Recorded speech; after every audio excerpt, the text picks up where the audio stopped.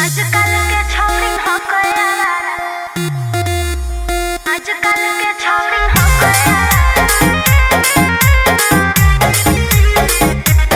Vicky Vox बिना कजरवा कइले बोलमुआ जाए न देबो बजरिया जी ए जी बिना कजरवा कइले बोलमुआ जाए न देबो बजरिया जी आजकल के छौरी हो गया वारा लगा दे तो नजरिया जी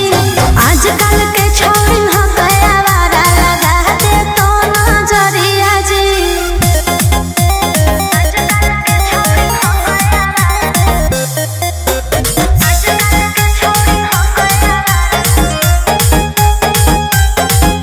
हमार पियावा धक धक करे जियावा लेके पॉकेट में घूमी हो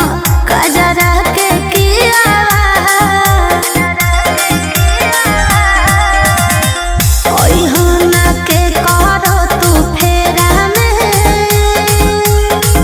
जोई हो ना दोसरा के डेरा में जिए के हो तू ही सहारा सुना हमर सौरिया जी आजकल के छौरी हो गया वारा लगा दे तो नजरिया जी आजकल के छौरी हो गया वारा लगा दे तो नजरिया जी